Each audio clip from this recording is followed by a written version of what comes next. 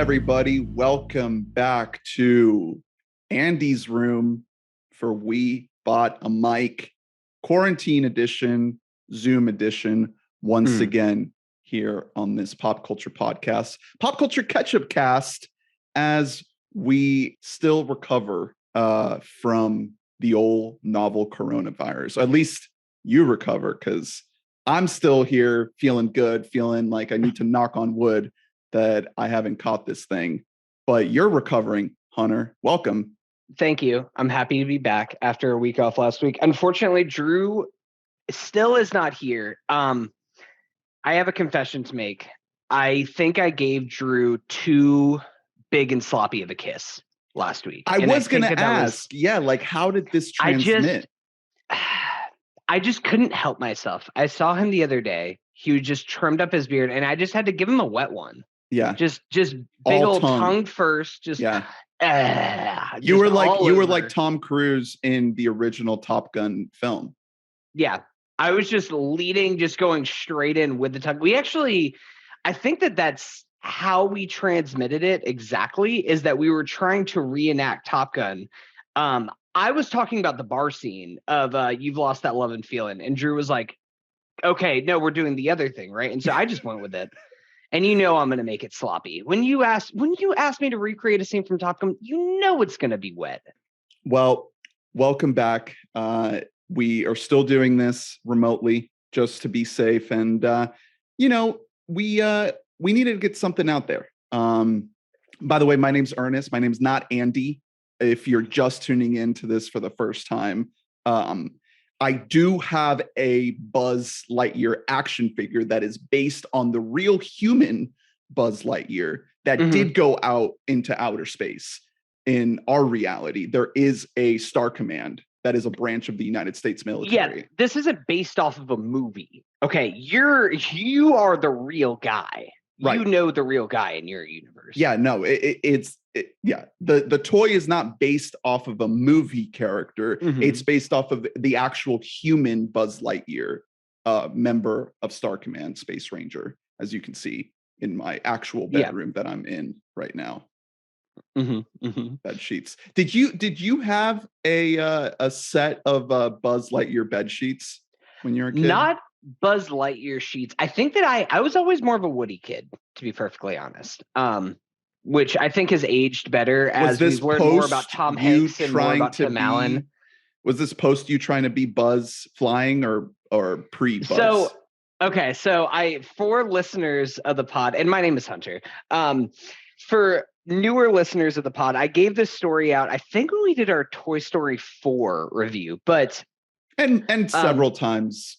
And probably a few times since then. But who knows? We've now, I think since then, I think the last episode you said got 14 billion listens. So right. We might have some new listeners. I'll give the story one more time.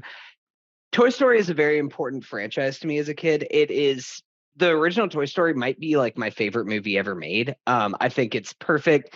And as a child, I was really obsessed with both Woody and Buzz. I had a Buzz Lightyear costume that I wore all the time. I am like 5'6", 5'7", and I think that I actually shrunk my spine a little bit because I got a Buzz Lightyear outfit that around whenever I was 3 years old, and I wore it until I was about 7. So I think that just like scrunched me, like foot thing that people do. Yeah, I just did that with my spine. Because it's a onesie. There was no way to like separate. It was a onesie, and I'm just like walking around, like just going full like thwomp, walking around everywhere. Anyways, very important movie to me. I used to wear this Buzz Lightyear onesie all over the place. To the point where I thought that I could become Buzz, and I thought that I could fly. And I really tried to test this theory out to see if I could fly. Another side story is that my other favorite movie, along with Toy Story, was Space Jam, the original Space Jam, and was obsessed with I Believe I Can Fly by R. Kelly.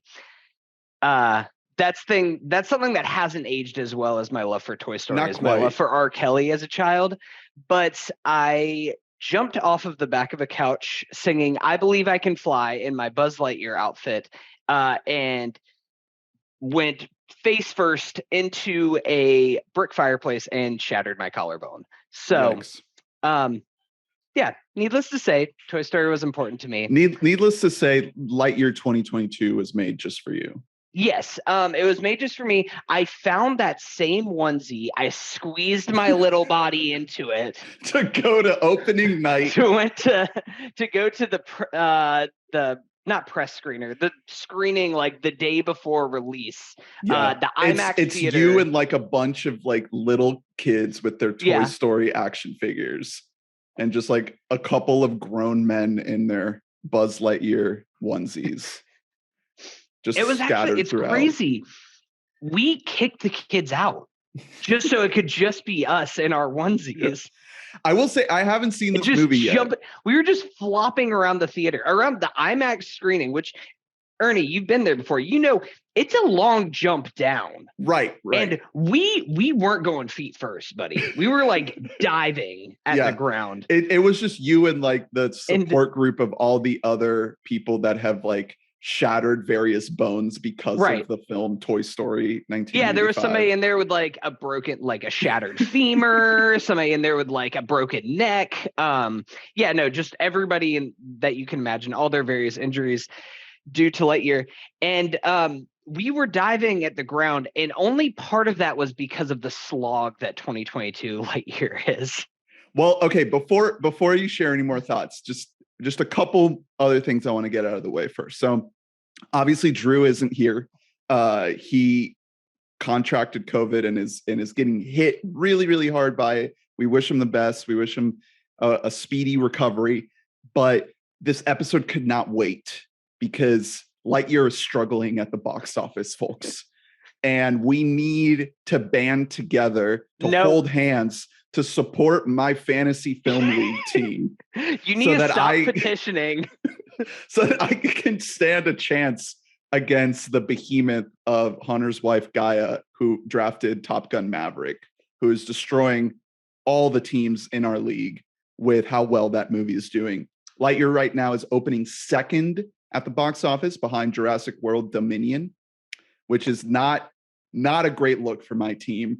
This was my one big bet at a box office point haul, and it's absolutely crushing that this is the way it has to be. So, you know, we needed to do this catch-up episode today. We're going to get to a lot of things today. We have a lot of other movies and shows on the docket, but we need to put a spotlight on Lightyear 2022, a film I have not yet seen and that I might not see until it goes to Disney. It'll be on Disney Plus in like a month, okay? So that's not a great sign for you. First of all, stop your PSA right now to get people in the theater to see Lightyear. Secondly, let's go ahead and talk about the box office first, because you are right. This movie's kind of flopping. It's ending up about 30 mil less than what was anticipated. It was expected to be around 75 to 85 million, opening up at 51 right now. Not great. You said it's second domestic in the box office. It's third this weekend in worldwide behind Dominion, which it's kind of crazy that Dominion isn't doing better, since it's like a mashup of two beloved franchises, Jurassic Parks and Despicable Me. Dominions. Thank you. But it's opening behind Dominion and Top Gun Maverick worldwide. Right. Really, really struggling. Top Gun Maverick breaking records of like best third weekend, best fourth weekend. Like, audience, please check out my my nice poster that I have back here. Yeah, I mean, can you blame people for wanting to go support Tommy C? Yeah, no, this movie's struggling, and I think there's a reason for that. My kind of takeaway from this movie, Lightyear, a movie that I have seen, is that I don't really know who this movie is for. This movie is of course, it's based on the movie that Andy saw back in 1995, that inspired him to like the Buzz Lightyear toy. Already confusing as fuck. Like, what are we doing here? Why are we making this movie now? Well, the infamous Chris Evans tweet that shook the world when this movie was announced is really what has led to that confusion. Because it really doesn't have to be that complicated. If he hadn't tweeted that, Pixar could have just been like, Lightyear, the movie that Andy went to see to make him want to buy the toy. That's it. But Chris Evans had to be like, made it so much he was worse. Like, to be clear, this is the movie based on the real human that inspired the toy. Like, wait, bad news what? for you, Chris. You weren't playing a real character. I hate to tell you that. So I'm not gonna get into spoilers because this is like the first like 15, 20 minutes. But if you want to not know anything about this movie and go see this movie that I find painfully mediocre, skip ahead about 90 seconds. So Buzz Lightyear and his whole Star Command fleet are like trying to just go around the galaxy looking for a planet or something like that. They crash land on a planet, or they land on a planet, and then Buzz is trying to escape to get them back home to Earth. He accidentally crashes his plane, and they just kind of have to figure out how to survive in this world. Meanwhile, you're probably wondering where he's going to get that term Lightyear from. So he's Lightyear just Buzz. is a pun. No, well, he is Buzz Lightyear. But the Lightyear is kind of a pun type thing. Basically, what he's trying to do is he's trying to figure out how to reach hyperspace, I think is what they call it. I don't know. He's trying to go really fast so that they can get back to Earth. This film then explores the if you guys remember the movie Interstellar, where they go to planet and planet time moves differently on this planet than it moves back home. The faster that you go. Einstein's theory of relativity. Yes, exactly. The faster that you go, the slower that time moves for you. So Buzz tries to make this little like trip to see how fast he can go. He returns back and it's been, I think, like 12 years or something like that. And so he keeps doing these tests over and over again. And what's like 15 minutes for him is taking 7 years back on this planet where they are. So that's kind of where the movie starts and then goes on from there, where he becomes like kind of curmudgeon-y old man to these like Gen Z people who are just born in space this whole time and don't even know an Earth. Very high concept. Very high concept for a kids movie. And let me tell you, there's a lot of like relative physics and kind of more adult ideas in this movie. And the plot mechanics are for fucking babies. Like, it is like the most nonsensical, like just plot of like characters who just like are just like clumsily knocking everything over. Like, I can't do anything right. I'm a plot device. Things like that, that it's kind of, it's weird. It falls into this weird place where I think that it's, especially for the standard that Pixar has set at this point, where they've become, for the most part, movies that can be enjoyed by all, like especially like they're kids movies, they work for kids. But just thinking about a film like Turning Red that came out earlier this year, Great that has movie. like a fucking fantastic movie, has these really adult concepts, or at least really universal concepts that can be grabbed onto by both adults and kids. Lightyear is a lot dumber than that, which is strange because it's trying to have all these high concept ideas. So it ends up in this weird spot where it's a kids movie, but also I don't know if I'm like 5, I'm not sure I'm following the plot of what's happening in Lightyear. Right. You might just be like, yay, colors, space. I'm adult watching it. I think it's like just like idiotic at a certain point. So needless to say, it did not really work for me. There's some points that are kind of cool. Some of the animation does look great. Some of the animation I think looks really ugly, personally. I think the way that Buzz looks is kind of monstrous. He kind of looks like a cartoon of like a buff cop. I don't know what exactly they're doing with his character design. He's very Blue Lives Matter kind of vibe. Yeah, he's a thin blue line kind of guy. Yeah. No, it's some of the stuff, some of the space animation looks really cool. They nail the comedic relief character that's kind of obligatory in these movies. There's a robot cat named Socks that is normally the type of character that kind of drives me insane in these movies. And what they do as Peter Stone as Socks is really funny. That's kind of the only comedic element that works in this movie. Otherwise, it's kind of a boring drag. Like, more than anything, the biggest complaint that I have about this movie is it's a sci-fi Disney kids movie, and it's just like fucking boring. It's really boring. Yikes. It's not very visually interesting for the most part, which it's like you're doing a sci-fi movie where you have all these like endless opportunities for what you could do, and instead a lot of the world is like really desaturated, and I don't really know what they were going for. It just kind of feels like a big swing and a miss. Too. Yeah, it was a disappointment. It's funny that now looking back over the last like 24 months or so of Pixar movies specifically, Disney has really, this is notable, Lightyear is, because this is the first Pixar movie that Disney has said, we're releasing this in theaters. This isn't going to Disney Plus. This is going out in theaters because this is Buzz Lightyear. This will put butts in seats. The last Pixar movie that went to theaters was Onward.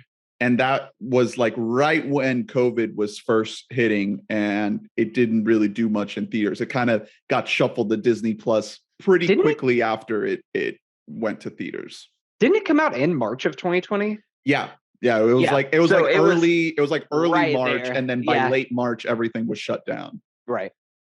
So it's funny because like movies like Soul, Turning Red, even like Luca, those straight to Disney Plus.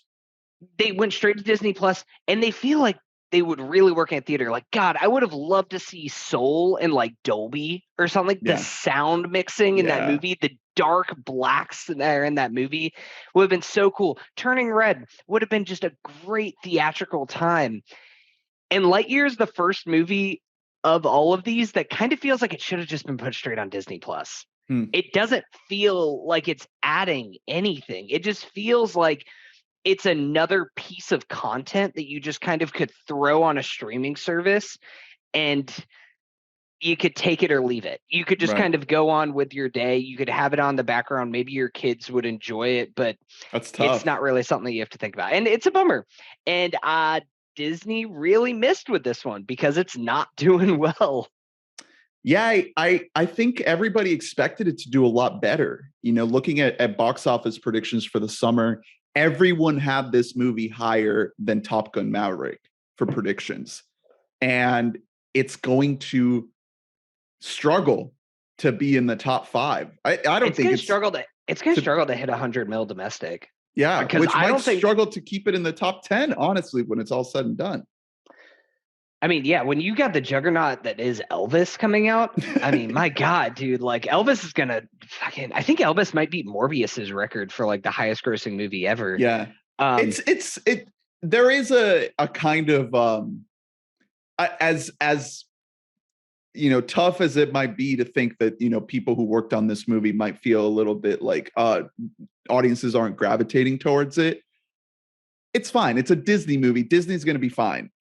It is kind of fun to see like, whoa, nothing this year or very little this year in the box office is playing out exactly the way people predicted it would. You know, when you see a movie like this not do as well, and when you see a movie like Top Gun Maverick do super, super well. So I think that's fascinating. And even looking at Pixar's last couple of years of box office, it's tough to kind of put this one into a certain bucket because I sent a screenshot to our group chat of this, but when you look at Toy Story 4, that opened at 120 million and went on to gross 434 mil at the domestic box office. That's like 150% more than what we're talking about with Lightyear. Incredibles 2, $182 million opening. and then a 608 million total domestic. Coco is right around the same ballpark as this. That was a 50 million opening weekend, but that's an Coco had original legs. idea. And Coco had Coco was a like 210 it topped out at. Yeah, it was beloved. It didn't have the same drop off. I have not heard a lot of great things about Lightyear. I don't think it's going to have good word of mouth, especially this is like the big kids movies for now. Minions Rise of Gru comes out in 2 weeks, and that's going to be the movie that kids want to see. Right. The thing is, do kids give a shit about Buzz Lightyear? Or Toy Story in general? Or Toy Story? I think that this is a movie for adults to try to project their nostalgia onto their kids than it is something that kids directly like. I don't know, like, if Toy Story 4 was loved by children or if it was loved by adults because of the journey that they've been through with Woody and the That's gang. probably what pushed that box office, was seeing the continuation of that story and those characters. But that's not what this is. Very clearly, that's not what this is. They're going out of their way to kind of brand this as its own thing. Mm-hmm. I'm really, really curious because in hindsight, like, it is, it's a legacy sequel and everything, but Top Gun is still based on IP. But it seems like for the first time in a while, and granted, Marvel movies are still going to do their thing. Marvel movies are untouchable. They're still going to make $1 billion. But it seems like adults are going back to the theater. And for that reason, I am really curious what a movie like Bullet Train is going to do. Yeah. I'm so hyped for Bullet Train. That's one of my most anticipated movies of the next few months. It looks incredible. I'm so ready for it. Bad Bunny, dude. But yeah. That movie is an original idea. It doesn't have the people who are coming in there just like, I remember seeing Top Gun on my first date with your mom. Like, it isn't bringing in that crowd. So I'm wondering what that's going to do. Is Top Gun just propelled because it's a legacy sequel and because of the power of Tom Cruise saving cinema? Right. Or is it just like, the theater experience of it too. The fact that like Top Gun is like the sound and the visuals, like it's just, you have to experience it on the big screen. I feel like that's a big driver of like why people keep returning and the word of mouth is compiling.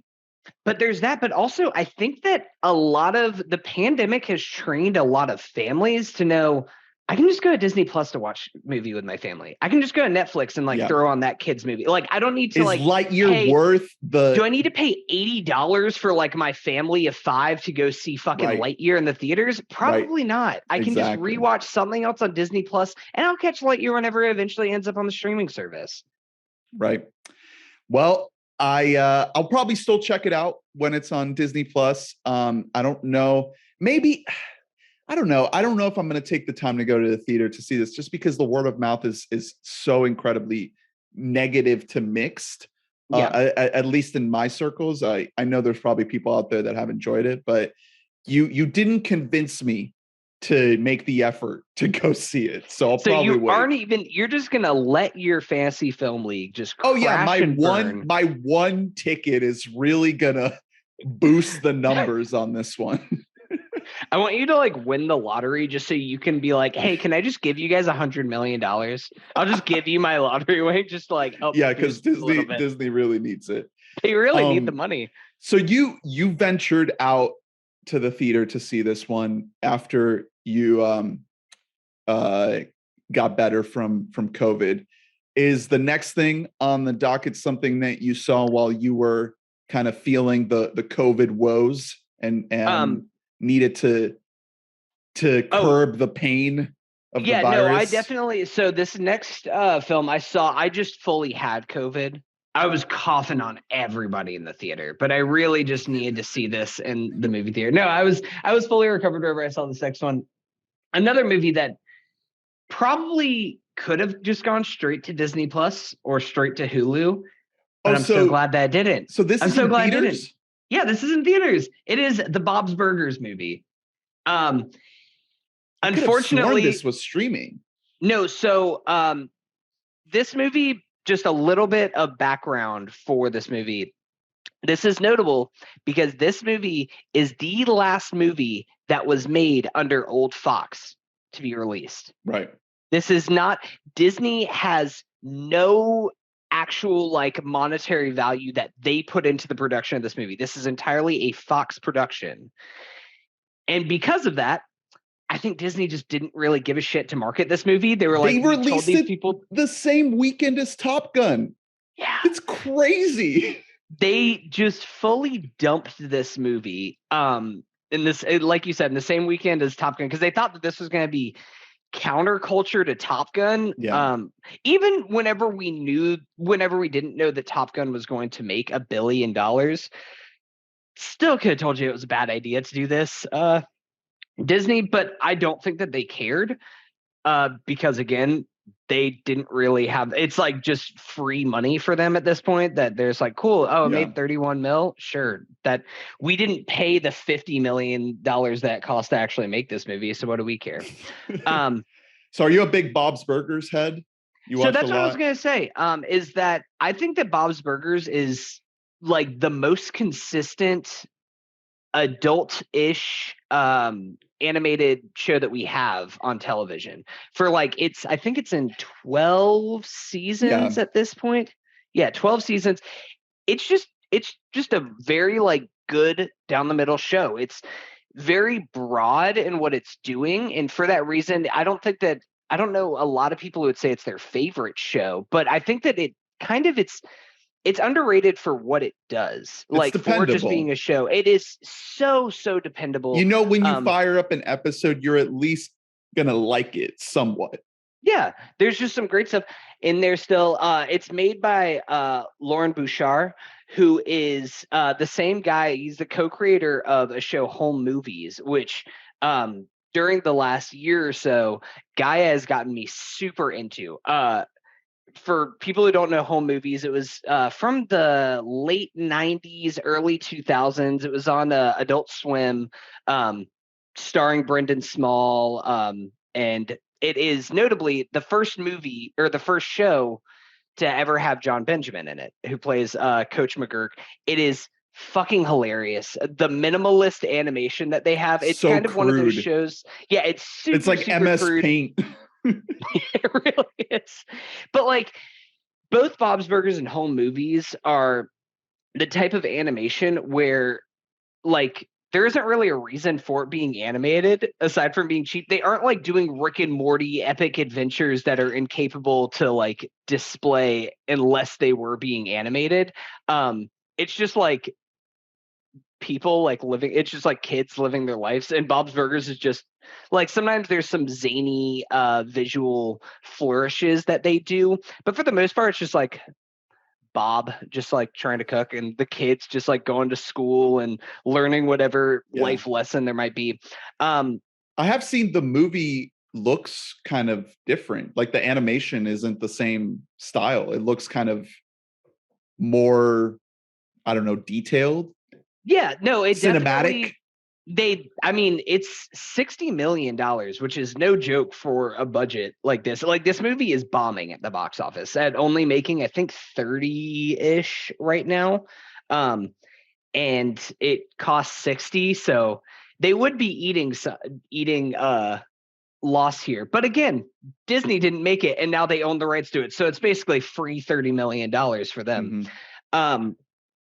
I'm really glad this movie was in theaters, though, because it was surprisingly, there was a few other people in our audience. There was 3 people in front of us who like dressed up in like Bob's Burgers cosplay to see the movie, which was really cool. Was there a Tina?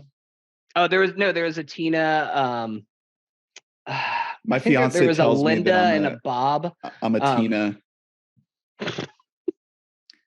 Yeah, that's a good thing. I know, right? I'm like, are we sure about that? It's really, really funny. I don't need to get into like the super big plot mechanics of it. Essentially, they is a reoccurring thing with the show that Bob and Linda are like always struggling to actually pay their bills, and they're like kind of always just scraping to get by. Small business, and then they kind of things. Small business owner things. There's something that happens where they're like, we have to pay the bank by the end of the week, and then a sinkhole opens up in front of their restaurant, so nobody can come get their burgers. and then kind of hilarity ensues from there. But just a really funny show. I just wanted to give it a shout out because I do think it's probably going to end up on either Hulu or Disney Plus in or the both. next, or There's been a both, couple things honestly. that have been doing that. Yeah, it'll probably end up on there in the next, or I don't maybe know, couple HBO weeks. Max. Like that's something with the rights of some legacy Fox stuff that like what's it called? West Side Story. That was on Max and Disney Max Plus. and Disney Plus. Yeah. Yeah, I'm not sure where it'll end up. It's definitely going to find a streaming home somewhere. And I think that whenever it does, it'll find an audience because Bob's Burgers does still have like a pretty decently sized audience. Like it's a good show, good movie. I laughed a lot. I really liked it. So that's Bob's Burgers, the movie. Yeah. All right. I have two quick movies I want to shout out before we move on to our TV slate. First one is a movie called Cha Cha Real Smooth, which is the follow-up from Mr. Cooper Raiff. Mr. Cooper Raiff did Shithouse, which you one of our favorite movies of a couple years ago. Yeah, you and Drew both had it in your top 10s of the year of 2020, I believe it was. Yeah, I think I might have had it at like number 3 or something like that. I fucking love Shithouse. That movie. I wasn't super in love with that movie as you guys were. I still thought it was great, but I didn't have it on my top 10. I still thought it was great, but yeah, not as much as you guys. But I was still excited for Cha Cha Real Smooth, especially because it's on Apple TV Plus. It's got that kind of Apple money behind it. It won, I don't know if it won something, but it premiered at Sundance this year and it had a lot of, kind of buzz around it. It stars Dakota Johnson and it has like a little bit of a broader scope, a bigger cast. Shithouse is a very small movie. It's kind of a two-hander for the most part. This one kind of broadens the scope a little bit more. It's not like a, massive movie. It's still very contained, but in comparison to Shithouse, you can tell that, Mr. Cooper Raiff has a lot to work with. And also the thing is that, even though I wasn't as head over heels for Shithouse, this guy as a filmmaker is someone to just keep an eye on whatever he does. He's very young. I think he's like 25 or something like that. He's writing, directing, and starring in his own movies, at least these first two. And he has a very specific tone, very specific voice that for people our age is something to gravitate towards. Like that's the thing with Shithouse is that it's this movie about this guy in college trying to like explore this romance with this girl and having these extended conversations with her, very Before Sunrise-esque. And a lot of these conversations are like just a lot of the same conversations that we had when we were in college, and that kind of fake deep trying to like figure out who you are and what you think and what you stand for, while you also have no idea how to do anything. And he captured that in a very specific way. So I was very curious kind of how that voice would apply to a completely different character, different world. This is a story of a guy named Andrew who has just graduated college and doesn't really have a plan, doesn't really know what he's going to do. So he moves back home with his mom, who's now remarried to a stepdad, played by the guy from Everybody Loves Raymond, Raymond, the brother, Raymond's brother, Ray Romano, the guy who played Ray Romano's brother in Everybody Loves Raymond. I don't have his name pulled up. But yeah, Brad Garrett. Brad Garrett. Yeah. Yeah. And he starts to do this gig where he attends bar mitzvahs and bat mitzvahs, and he's like the party starter. Like the Jewish parents kind of employ him to make sure that everybody has a good time and that good music is played and that people are encouraged to get up and dance. He's kind of like a DJ on steroids a little bit. You know, his role is to like encourage people to like make an effort to be a part of the party. And through that, he meets Dakota Johnson's character, Domino, and she's the mom of one of the kids that's going to these bar mitzvahs. A lot of bar mitzvahs and bat mitzvahs all in a row in a short amount of time. It's like the summer in between school years for some reason. And this, I don't know if it's just Jewish culture in general, or if it's this New Jersey town. All of the Jews are getting shagged up in the fall, and so then that just all the makes birthdays. Yeah. They're just like, I don't have to deal with a birthday in the middle of the school year. Let's just go ahead and just do this. So you can just have birth in June every year, and we don't have to worry about mixing in and fitting time on a weekend and everything else. But there's enough in the plot of this movie. There's like enough functions to like keep this train going and like have a lot of interactions between these characters. And that's kind of like the broad strokes of the story. Is he has this new gig, and he meets this woman who has this young daughter named Lola.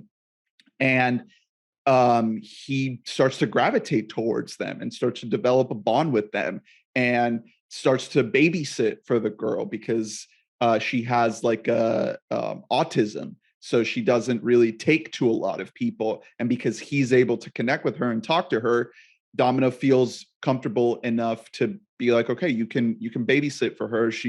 You're a good presence in her life, and I want to keep you around. And a couple other layers start to uncover themselves, where Andrew and Domino start to have a little bit of a fling.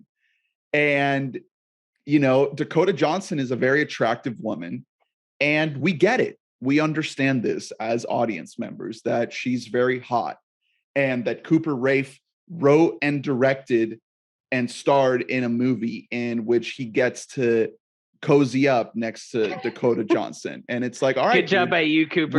Good job. Cool, dude. Good job, man. You did it. And that's awesome for us that we get to see that.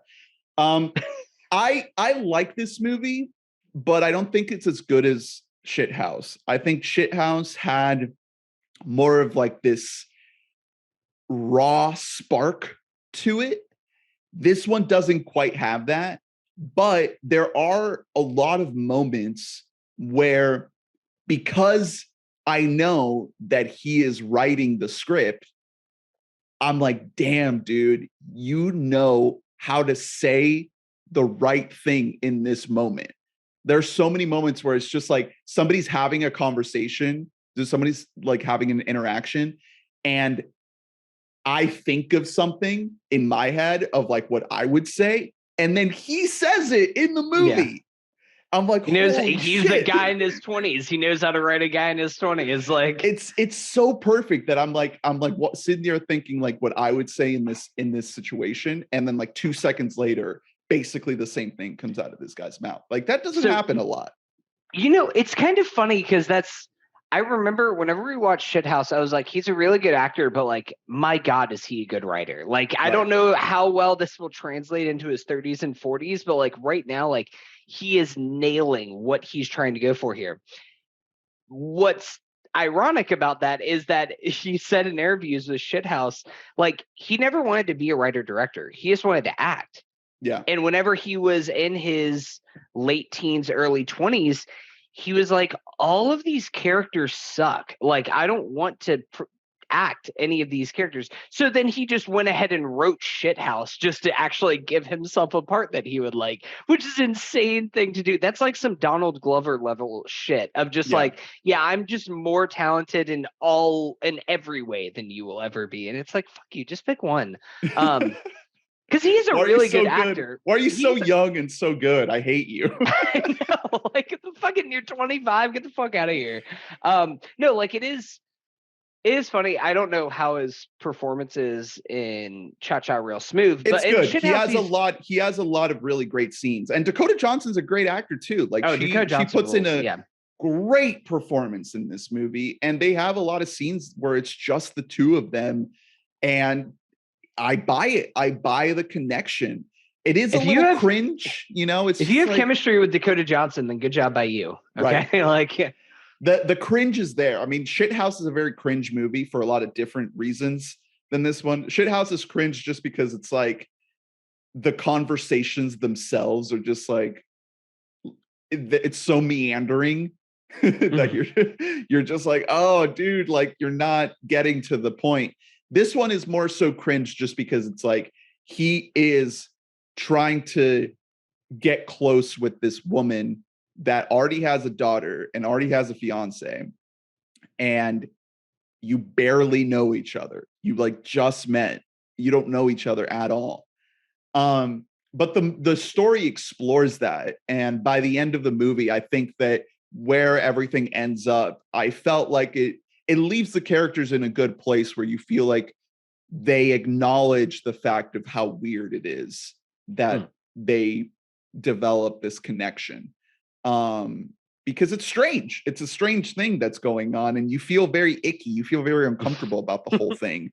And throughout the course of the movie, I was like, I don't know where this is going. Like, why is this happening? Why are they together? Like, this is so random, you know? It doesn't make sense that these two people would gravitate towards each other.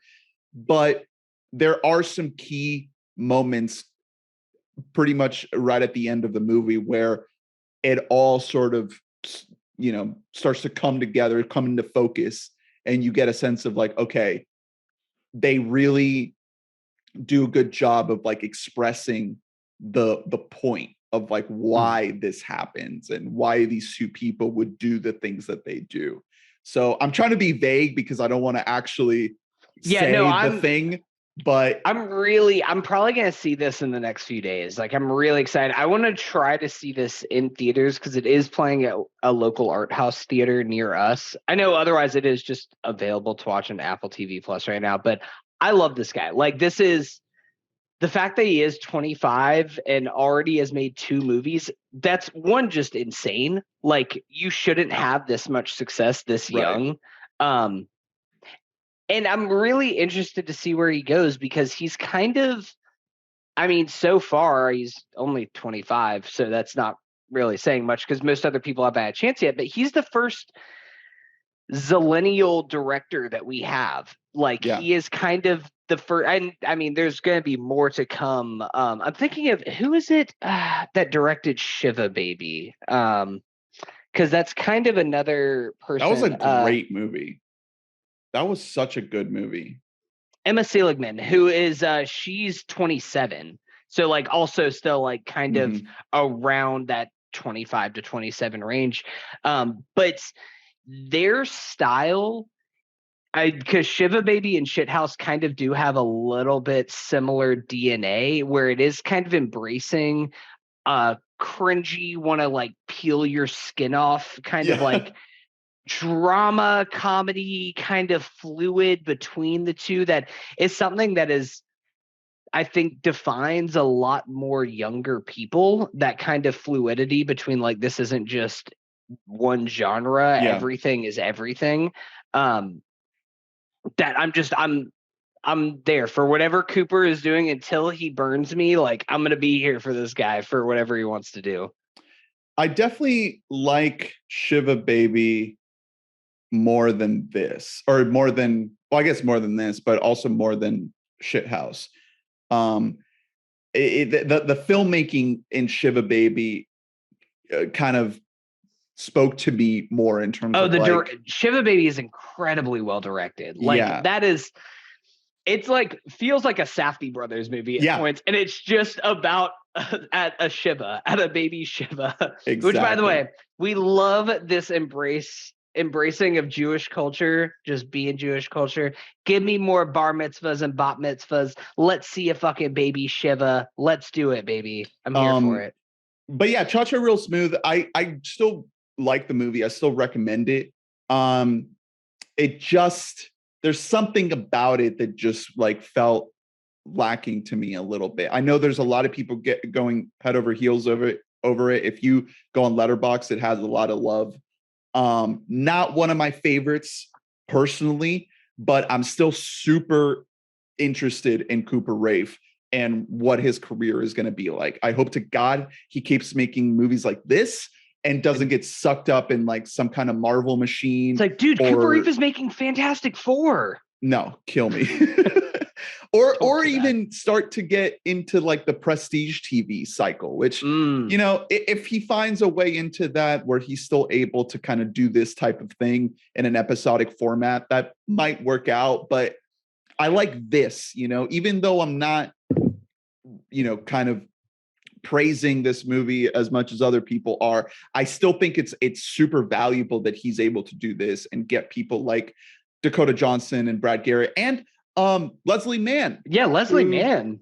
Yeah, who plays his mom in this movie. That's honestly, that's one of the things that I kind of have the biggest knock on the movie is that Leslie Mann has been typecast as like the mom for so long, or like this very specific type of older woman, that this movie, it tips in a direction where you feel like it might give her something more interesting to do, and it didn't. And I was very disappointed about that because I felt like, oh my God, finally we're going to get to see Leslie Mann like do something different. And I didn't quite get that. So that's kind of like one of my knocks. But other than that, love the movie. Check it out in theaters and on Apple TV Plus right now. It's Cha-Cha Real Smooth. One that I can't really recommend enough, or at all, I should say, is Spiderhead on Netflix, which is the new movie by Mr. Joseph Kosinski, who did Top Gun Maverick, of all things. And it's #1 on Netflix right now. It stars Chris Hemsworth and Miles Teller. It's got a solid cast, and it's got a really interesting concept about this mysterious island where a kind of tech pharmaceutical bro played by Chris Hemsworth is doing tests on all these people and testing these drugs. And it is kind of like a Black Mirror-y type of thing where you don't know exactly what's going on.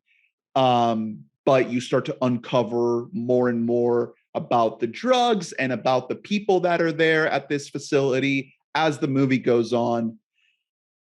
But I found it so deeply uninteresting and unengaging and boring that I can't recommend it. I'm sorry. It is one of the worst movies, probably the worst movie I've seen this year. And it feels like it's a cool concept. Oh my God. I mean, I haven't seen that many movies this year. No, that is that's more scathing than I even thought that it was going to get. I've heard mixed things about it. I have heard some people who like really dig it, who thought it was like super fun and like thought it was really good, thought it was really visually interesting, because that is one thing about Joseph Kosinski is even if his movies don't work, like Oblivion, damn, does that movie look good? Right. Even if it doesn't. No, like there are some cool things. Like some of the shots are cool, some of the set design is cool, but it can't save it. It can't save it. Like it just didn't ever grab me. I never felt engaged. I never felt interested. I felt like the movie wanted me to look away, which is like the worst thing I could say about a movie. And it's that Netflix thing where it's like, you know, Netflix says that Red Notice, it's its most popular movie ever. But like, were those people even facing the screen as it was playing? Or was it just the autoplay thing that just played after they finished watching The Office? And they just let it run. Yeah. Yeah. Like it just reeked of like the Netflix archetypal movie. And it sucks because I like Joseph Kosinski. I think Top Gun Maverick is one of the best movies of the year. I like Miles Teller and Chris Hemsworth, and I think some of the other people in this cast are good. And it has like scenes that are fun. You know, it has like again, it's that thing where it's like, oh, here's a fun scene. Let me pay attention for this one scene. Let me look at the screen. And then like, okay, then I can just like disengage from this. And then maybe the movie will grab me again when it's interesting. And that's just not, I can't stand behind a movie that makes me feel that way. That's like begging to be half watched, you know? That sucks. I will also say, bad title especially because this is based on a short story called Escape from Spiderhead. Right. Escape from Spiderhead is so much cooler than just Spiderhead. Yeah. Escape from Spiderhead, I'm like, what the fuck is that? Yo, Spiderhead sounds like a Cronenberg movie. Like, what is that? Yeah. Is that a place? Is that a person? Guess what? They escape. They do escape. And just call it Escape from Spiderhead. Escape from Spiderhead is insane of us. Like that, at least just embrace kind of the weirdness. Is this movie like, how weird does it get? Because I know it's science fiction, but like the trailer that played during every fucking NBA Finals game that I had to watch made it look closer to like Jack Reacher than it did to like a sci-fi story. No, dude, this is such a contrived COVID production. Like, it is just a straight up COVID movie where the majority of the scenes are people sitting in a single room, and other people sitting in an adjacent room that's divided by a one-way mirror, like an interrogation style room.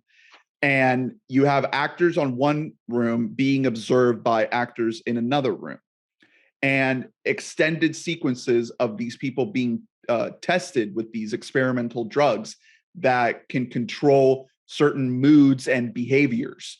And it's so bizarre, like some of the choices that the movie makes to communicate that, because they have these like packs on their back, like in their lower back, that it like kind of, it's like it looks like a battery pack, but instead of batteries, it's these vials with liquid that contain the drug.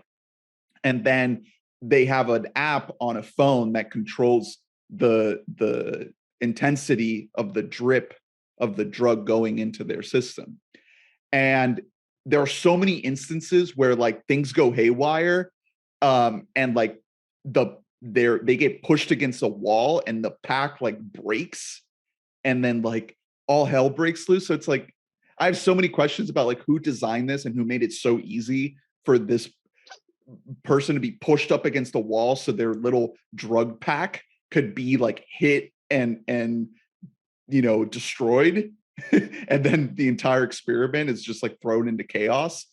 So a lot of hangups like that. But the fun parts come from Chris Hemsworth doing a little bit of a comedic performance. He's cutting loose a little bit, and then some of the drug sequences that get a little bit unpredictable here and there as to like what the effects of the different drugs are and like what they do. So I found like little moments here and there where I kind of like was drawn into the movie a little bit more, because it felt like it was going to do something interesting with this. But other than that, not much. It tries to give you some backstory, some context as to like why these people are here, what they did in their lives to get them here. And that was an attempt to like get me to feel something, but didn't work. Didn't do much. Sorry, Spiderhead. I will say, because I mean, Kaczynski is like a very classic director in that he doesn't like write his scripts or anything like that. The screenplay is by two guys, Rhett Reese and Paul Wernick. Yeah, dude, Deadpool. Yeah, they're the two guys who brought you Deadpool, which no thank you. The same team that also brought you Six Underground. Oh shit. Might be the worst Michael Bay movie, also a Netflix release. Zombieland, which I liked, but also I was 14, so fucking sue me. And Zombieland Double Tap. Nice. Life. Do you remember the movie Life? Oh, is that the Jake Gyllenhaal in space? It sure is. It's Jake Gyllenhaal in space, Yeah, the sci-fi horror movie that you and everyone else. And also G.I. Joe Retaliation, the sequel G.I. Joe movie. Let's go. So they wouldn't exactly, I wouldn't say they've made my favorite movies before. I wouldn't say that they've exactly written movies that are well written. So maybe we should have known that, especially if they're trying to take a short story and adapt it into a full-length feature, that it might not work the best. I think that Kaczynski because it's been interesting. I feel like a lot of people have been kind of retroactively looking back at a lot of his projects that he's taken on in hindsight, like along with the success of Top Gun Maverick. And it seems like he is a very old school director in that if you give him the right material, he'll make it look beautiful. Even sometimes if he's given the wrong material, he can still make it look beautiful. Like Tron Legacy is like a striking visual movie. Like he made a choice for that movie. Oblivion is a very striking movie. The fact that it's so washed out and just so much whites and grays and it still has like depth to it that's massive credit to the guy. And I feel like we might not have given Joseph Kosinski enough of his flowers on Top Gun Maverick on our podcast for that. But at the end of the day, like if it's a bad script, there's only so much you can really like. Fucking if Martin Scorsese is making Spiderhead, is it a better movie? Probably marginally. Yeah, but like how much really are we talking here? Yeah. Like he'll add "Give Me Shelter" at some point during Spiderhead, but as they're having a drug-fueled episode, "Give Me Shelter" will be playing. So that's Spiderhead. It's on Netflix right now. I wouldn't recommend it, but you can check it out if you have nothing better to do. We are gonna dive into TV talk now. There's a lot of other movies that we could touch on, but we're thinking about doing a big ol' mid-year catch-up episode, special episode, not like this one. So stay tuned for that, where you might hear some thoughts on some other movies that we've kind of put a pin on, like The Northman, like Men. I really, really need you guys to watch RRR. Like I'm screaming from the mountaintops. I hate that it's 3 hours and it's on Netflix. Just let me sit in a theater if I'm going to sit down for 3 hours. Do you know how hard it is to sit down in my living room for 3 hours? We maybe we can have a party, a party with 3 R's where we all get together and watch RRR. I love that. That might be the best way to do it. And also, we never talked about the Nick Cage movie, Unbearable Weight of Massive Talent, which I don't think you've seen. Have you? I have not. Okay, yeah. So there's still a couple things kind of on the I'm too busy watching Lightyear just on repeat, really. There's a lot. Too busy giving Disney money. A lot going on this summer that we could only fit so much, but we're doing our best, people. We're doing our best. So let's get to TV catch up with a little bit of Disney Plus trash, as I like to call it. A little bit of slop. I like to eat that Disney Plus slop. Here's the thing, Ernest. I need you to pitch me on these shows, because currently I'm not watching them, nor do I have any plans whatsoever to watch them. So pitch them to me. I am here just alone on Earth, and I want you to take me to Tatooine with you. You didn't watch Moon Knight, did you? No. Okay. I've not. So Moon Knight was briefly mentioned on the episode that I did with Brett on Doctor Strange and the Multiverse of Madness. He really enjoyed Moon Knight.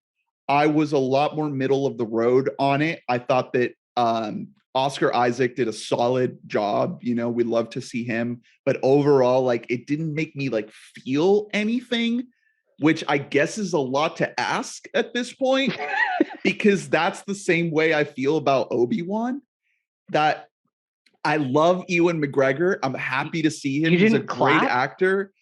He's great in this role. But when I sit down and watch this show, I literally feel nothing. And it's just like, is that unfair? Like, should I like write off the possibility of like feeling any type of emotion when I sit down to watch Obi-Wan Kenobi? It's like these are the questions that I'm asking myself, because it's not terrible. Like, it looks good, the visuals are good. And it's fun to be in this world and be with this character on the journey that he's on. And see Darth Vader again. We clap, we clap when we see Darth Vader, our favorite. But every week I'm just like, I do not feel anything. And honestly, part of me is like, maybe this is one of those shows that would benefit from the binge model, especially because like it was meant to be a movie originally, and Lucasfilm decided to put it on the old Disney Plus because of the success of Mandalorian. And I feel like maybe this show would, in my opinion, be better if it was a binge model. If I could just like burn through all the episodes in a single sitting or a couple of sittings, because each episode on its own, it just doesn't give me much to work with on any type of level other than like it's Star Wars and it's Ewan McGregor and we clap. Mm-hmm. And I there's already a built-in audience for things like this, and they know that, and that's what they're using to build Disney Plus as a business and as a streaming service. But as an actual like piece of television, of art, of anything, it is completely devoid of that. There's nothing in it. It's sad because it feels like Star Wars at this point is just being stripped for parts. Like this is the stage that we're in with this show. It is uninterested as a brand, if you will, to evolve and to grow and to explore new stories and new possibilities. I think that Mandalorian, we'll see where season 3 goes, but like that's kind of like the closest thing it's doing to that, to exploring new things. But even season 2 of Mandalorian like had Luke Skywalker in it, and it's just like, what are we doing? It's completely unafraid to like, it's completely afraid to stop playing with the toys that got them there. Like, it's so frustrating, man. When I knew, because I was interested in Obi-Wan before the show ever actually came out. I was interested in watching it. I fucking love Ewan. I've always been out here on my Baz Luhrmann, waving my Moulin Rouge flag back and Big forth. Big Fish. Talking about Big Fish. How Happy much Father's I love Day Ewan. out there. Big fish heads. I was really interested in the show. I made a pointed effort not to watch the show whenever I heard Hayden Christensen come back, and people just be like, guys, our favorite person, Hayden Christensen, is back. Guys, the guy from Attack of the Clones. And then whenever I saw all the think pieces of like, actually, the prequels are all kind of masterpieces, I said, nope, you know what? Fuck it. I'm done. I'm not feeding into the machine anymore. Like, I'm done. Things can be bad. Everything from your childhood doesn't need to be revisited, and now it's actually suddenly good. Sometimes things are bad, dude. Also, like, it's driving me insane. I saw somebody, like, people on Twitter, like, talking about how, like, actually, Fant Four Stick, I went back and watched it, and it kind of rocks. And it's like, no, it's not. We're not dude. doing that. Things are bad. A lot of things are just bad. And that's okay. Things can just be bad, and then we can move on from them, and we can grow and change as people.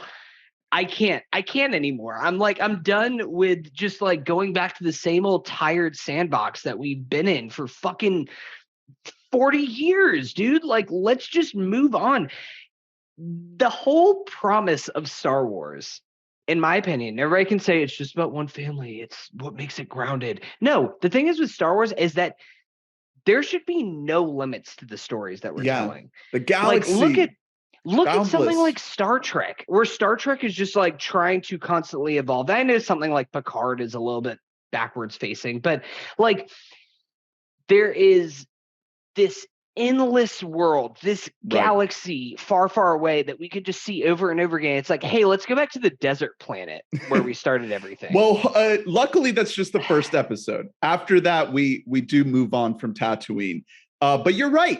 And you brought up Star Trek, and like the new Star Trek show, Strange New Worlds, is actually finding a good way to kind of do both things. Like Spock is in that show. And Uhura is in that show. And God, I'm not a Star Trek person. I'm blanking all the names. You're fine. The guy that Bruce Greenwood plays in Star Trek 2009, that character is the main actor, Anson Mount, Handsome Anson, Captain Pike. He's the main character. So these are characters that we've seen before in different iterations, but the show is doing new things. And it's exploring new stories and new worlds. And it's not just retreading the same thing. And Obi-Wan, it's trying to do that, but also we know where this character ends up because of the timeline of where it's set in, because it's a prequel to A New Hope. So it can't really do that much. And it feels in this, like it's set in this box. And there are moments where it introduces interesting characters that we haven't seen before. Like there's this character Riva, who is an inquisitor, and that's like an interesting opportunity to like play with a new character. Or we love to see Benny Safdie get his money with a little bit Good part. for you, Benny. Kumail is in there. Even the little girl that plays baby Leia, I like to see. So it has like this potential to be interesting even inside of this box, but it never quite gets there. And I just can't get behind a show that feels so much like content for content's sake. It is very, very depressing. A show that's not depressing and that doesn't feel like content for content's sake is Miss Marvel, which I'm very surprised about. The show that I probably would have been, if you asked me at the beginning of this whole Marvel Disney Plus venture, the least interested in, might end up being the best one out of all of them. Wow. Okay. The bar is still Loki. Loki is still kind of like the gold standard of this endeavor.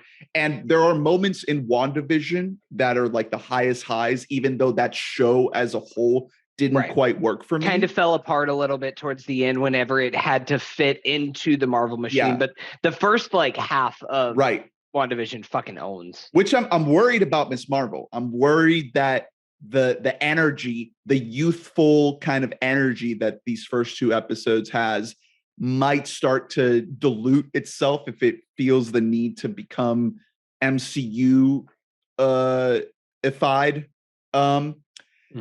But I really, really like the premiere, and I really like the second episode. It has the same energy of something like Spider-Man Homecoming, that kind of again, that youthful energy, or even the slightest little bit of like Spider-Verse with some of the visual flourishes that it's throwing at you. It has this, again, this kind of like spark to it, this youthful spark that I haven't really seen any of these shows do. And it's doing it in a way that feels unique to this world of this character. Like it's everything that it's doing, all of the visual flourishes and everything, and the stylistic choices are all in line with this character, Kamala Khan, and her journey and who she is as a person, and what we learn about her. It feels like all of the themes are in line with all of the visual choices. And I really like that about it. And it's not feeling the need to tie into the larger MCU plotline or anything like that, which I guess you could say the same thing about Moon Knight, but for some reason that one didn't work for me as much as this one is. I just really like how cute the show is. It's got like high school romances going on. It's got like little plot lines of her being a Muslim and like dealing with her mosque, and like the cliques and the aunties and the gossiping that goes on in this community, and really like putting you in the shoes of someone who has to juggle this life of trying to be a regular American teenager while also being like the child of immigrants, and specifically Muslim community immigrants. And it's just doing a really good job at balancing all of these things. And this girl, what is her name? Do you have it pulled up? Iman Vellani. Vellani. Incredible. She's so fun to watch. Such a good presence on screen. Like, she does the kind of Marvel hero thing when she needs to, but she can also just play this regular teenage girl so well without it feeling hokey and performative. It's just a really, really welcome surprise. I'm really loving this show. I hope it doesn't disappoint me in the subsequent episodes. At this point, I've only seen the first two, but I really recommend this one. I don't know how popular it is, because I don't think Disney has said how well it's been doing, but man, I was so out on this whole thing after Moon Knight and Hawkeye, and Star Wars is its own separate thing, that I'm just, like I said, I'm eating my Disney slop like a good boy. My just feed me my slop. Yeah. And this one doesn't feel like empty content. It feels like somebody is holding the reins of this thing that actually has something to say and actually wants to put a new character on screen in a really interesting and creative way. I think this is a big deal for representation. You got a truly Muslim character. Like they're not shying away from that fact. Like that is an integral part of this story and of this world that we're seeing, and of this family, because that's a lot of the character is her with her parents and her family unit. And we've really come a long way from Iron Man building a suit to mow down a bunch of nameless Middle Easterns. Yeah. Shout out to Bush's America. You know what? You pitched me to try and give the show a shot. You sold me a little bit. Two things. I'm glad that they're doing the small story thing, because I really think that's why Spider-Man has always been like arguably the best character that Marvel has had, is because he's just your friendly neighborhood Spider-Man. He's just a guy. He's not trying to be like, yes, I have to save the universe now. I'm a multiversal transcending creature. So I'm glad they're kind of trying to capture that a little bit more, because especially with these TV shows, that seems like the thing that would benefit the most is telling stories like this that are a little bit smaller. Yeah. And this next one, I'm going to ask you a really dumb question. Why is she called Miss Marvel, and is she related to Captain Marvel? So this is something, because that's, as a non-comic book person, very confusing for me, that I don't quite know who this person is. Aside from I played a few hours worth of the Avengers game that came out a few years ago. Not a very good game. It's just a Destiny ripoff. But she is the main character that you play as, is Kamala Khan. And she has big hand and she punch thing. They actually changed her power set for this show. We'll see if she's able to do the stretchy power. They kind of substituted with this, they call it hard light, which she's able to emit this light that can harden into matter. So it kind of is like similar concept. But the Marvel thing, they do a really good job. I don't know how it is in the comic books because I haven't read it, but there is a comic run that she had when she was introduced that is very popular, and it got like critical acclaim back in the day when it came out, but I never read it. I don't know how much they changed it for the show, but it's very, very simple how they did it. Which again is vibes of Spider-Man Homecoming. Like it is a direct extension of the MCU. Like we've seen these movies, we know these characters, we know the general vibe of, who they are in this world. And they use that to just like draw a line to her and be like, okay, this is a girl who is a fan of the Avengers, and her favorite Avenger is Captain Marvel. That's it. Like that's literally it. And she goes to Avenger Con. And she dresses up. Yeah, she dresses up as Captain Marvel for Avenger Con because that's her favorite character. And she has a homemade outfit that she created herself, arts and crafted up, and that's the extent of it. Not super complicated, and they play super chill with it, very much in the spirit of that scene in Spider-Man Far From Home where they do the PowerPoint remembrance of all of the fallen heroes, in that same kind of energy. So I really like the show. I really recommend it. I think that if you feel like you want something out of the Marvel TV experiment that you haven't gotten up to this point, this might be it. Let's move on to a little bit of something that a lot of people might have been watching. Very popular show, Stranger Things. Stranger Things season 4 came out on Netflix, dumped a bunch of big boy episodes, 7 like hour long plus episodes. And when this dropped on Netflix, this was when I started to feel the big old bloat of TV. Because I watch a lot of TV and I listen to a lot of podcasts about TV. And when this came out, it was like the same weekend that Obi-Wan and The Boys dropped, which we'll get to in a second. And I was like, damn, am I gonna fucking watch Stranger Things? Like, am I really gonna give over my precious time to this? But luckily, Lee, my fiance, was also interested in watching it. So we knocked out the season together. And I gotta say, this might be the best season of Stranger Things, honestly. I don't know if see it's hidden. I can see it poking out underneath your Buzz Lightyear poster, but I do see a Kate Bush poster is like starting to appear right there behind the you. song is a big part of that. And honestly, I don't know if that song is that good, but what? Dude, Running Up That Hill fucking owns. That song has been great way before fucking Stranger Things just took it in as its own. Kate Bush in general rocks, okay? It's fine. I've been out here on Kate Bush Hill. It's fine.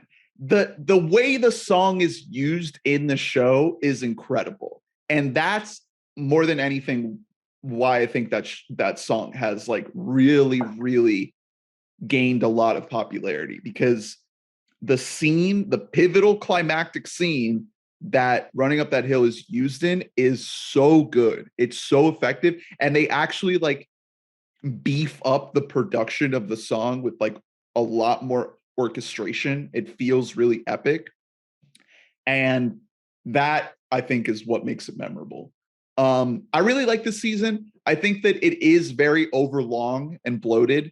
I don't think the episodes need to be as long as they are. I don't know why they did that. They're trying to like do this kind of epic scope, kind of Game of Thrones-esque story where all of the different characters are kind of spread out in their own subplots. And I know eventually it's all going to come together.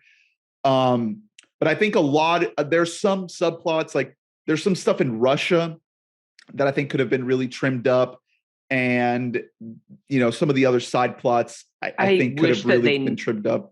I wish that they never even had a Russian thing. That was always just kind of, I haven't watched Stranger Things season 4 yet. I kind of wanted to give it space because Stranger Things is one of those shows that just, it all gets dumped. Everyone cares about it and won't shut the fuck up about it for like 10 days. And then it kind of fizzles away. And then I'm like, okay, now I'll watch this show. Yeah. Now I'll give it a chance. So I'm going to check it out. I'm going to check out season 4. Also, the bloated runtimes have intimidated me, to be perfectly honest with you. When every episode is like an hour and a half long. Tough. Yeah, it's tough. Like, and it didn't, dude, I have to devote 9 hours to this like 6 episode run here. Like, Jesus. It didn't need to be that way either, because I really feel like a lot of these subplots, it's just kind of at a certain point, it is kind of spinning its wheels a little bit. Like, honestly, whenever it cut to Russia, I just like checked my phone or something, or like went to take a shit, because like I just didn't care and just let it run. But the stuff that's happening in Hawkins, like the A plot, basically, with this new villain Vecna that's hunting people and is kind of like a slasher movie, like a very Freddy Krueger-esque villain. Incredible. Absolutely incredible. By far the best antagonist that the show has had. It's almost like this metaphor for depression. And they do a really, really good job at kind of laying those seeds and making you feel like there is a deeper layer to this monster, and not just like, let's kill people just because. There is like kind of this meaning behind it. And I love it. I love these characters. I love everything that's going on there. It's such a good time to be back in that world. I just don't think it needed to cut away from that as much. There is a lot happening with Eleven, who has her own journey to go on, and she doesn't have her powers this season, and a lot of it is spent trying to get them back. And a lot of that felt like wheels spinning for a little while, but eventually by the end, it does pay off. And it all sort of clicks together. And that final episode, there are some big revelations, big payoff that made it all worthwhile, even though, again, kind of bloated and overlong. There's going to be 2 more big boy episodes, basically feature films, that we'll get this season. I don't know why they did that. Probably because Netflix is like hemorrhaging subscribers and they need to like keep people going. So they're like, all right, we'll just like come back another month from now. You got to keep your subscription until next month to see the end of this season 4. I didn't think that I was going to be kind of back on board with this show because it'd been gone for so long. And I just kind of, there's a lot of things that happened that I just like don't remember how they tie into earlier seasons because I didn't do a rewatch, but whatever. It honestly doesn't matter. It's fine. But yeah, I said it might be the best season. I don't know how much I'll hold on to that take because again, I haven't rewatched the earlier seasons. I think maybe season 1 might still have the crown. I really like season 3 too, but yeah, season 3 rocked. But that was good. But this one, that Vecna villain and everything that they're doing there and everything that they're exploring with the Upside Down and those characters in Hawkins, it was just so entertaining, so enjoyable. All of the character dynamics, the peril, the intensity, it is just up to another level at this point. Really, really impressed. Even the visuals, like they kind of balled out on some of these VFX shots and they look incredible. And a lot of Vecna is practical too. So it blends really well when you see kind of an actual makeup work on this villain with this really intricate CG VFX work. I mean, it should look good because it reportedly cost $30 million per episode. Holy shit. It better look pretty fucking good at that cost because we're at, how many episodes was it for this season so far? I think 7. 7 episodes. Yeah. So doing some quick math there, that's $210 million. Yeah. Better look pretty good. Yeah. I mean, this is Netflix's only kind of big ticket item that they have. Netflix, they kind of needed this to be a hit because Netflix has been taking L's for like the last like year and a half, really. Because they had Squid Game. Yeah. Okay. So they had Squid Game, but again, Squid Game is kind of like a blip, and now they're scrambling so hard. They have Stranger Things. We haven't really done a news thing, but they announced that they're making a Squid Game show, which just fucking hilarious. They haven't specified if people will actually like live, if they will actually survive this game show. One of the most deranged and like just fully missing the point things that I've heard in so long. Like we're turning Squid Game into an actual game show. It's like, did you watch it? Did you see it? No? Okay. Just let you figure that one out on your own. Good luck with that one. Yeah. But like they needed a hit. And I think that especially they probably recognize that, I mean, next season 5 is going to be the last one. And then they're going to have to try and figure something out. Go ahead and let's just go ahead and check off Stranger Things spinoff series now on your cue cards. Cause let me tell you what, that's definitely happening.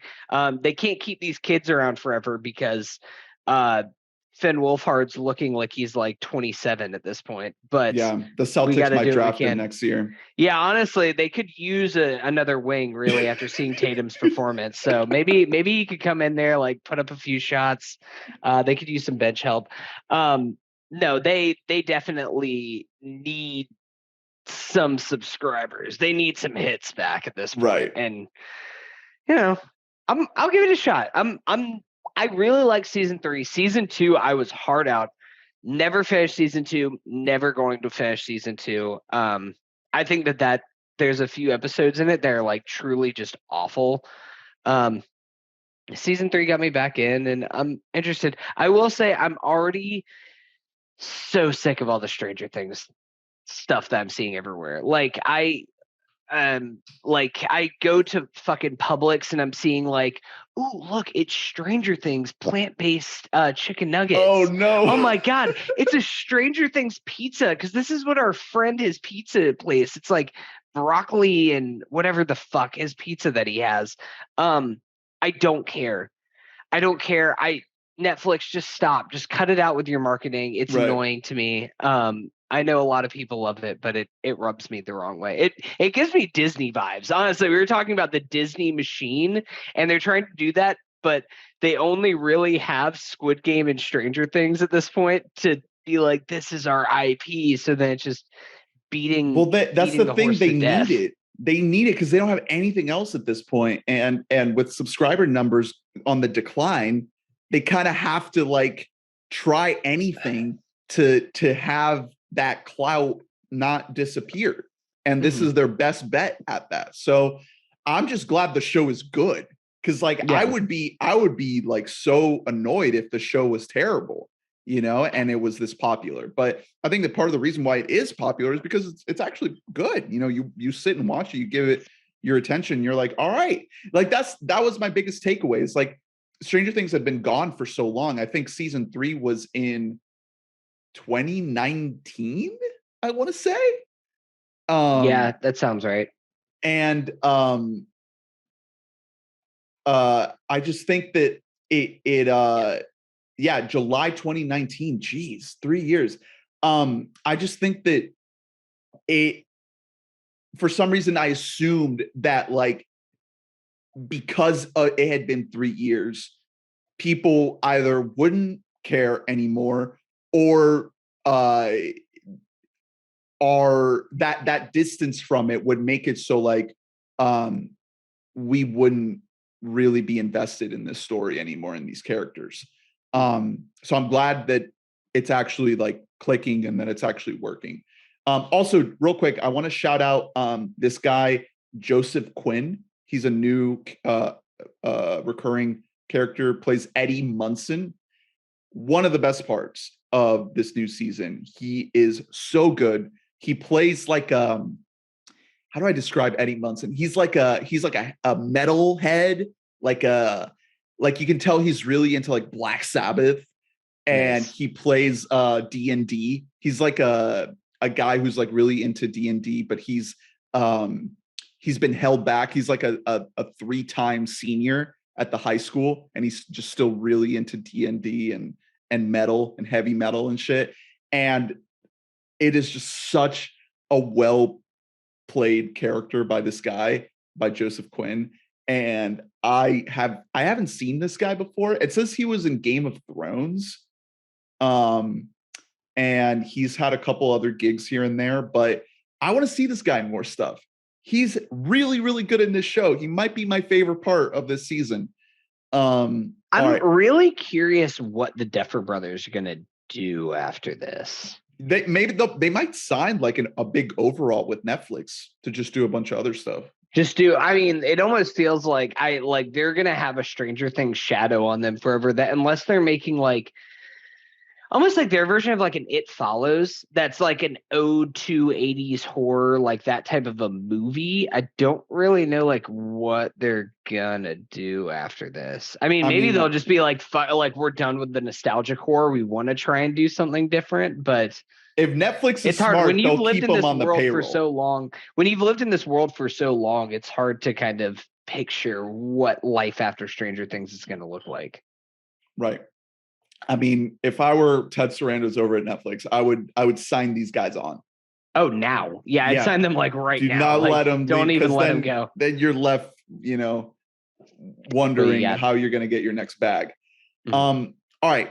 A couple of quick things. We're kind of running long here, but I wanted to shout out the new season of The Boys.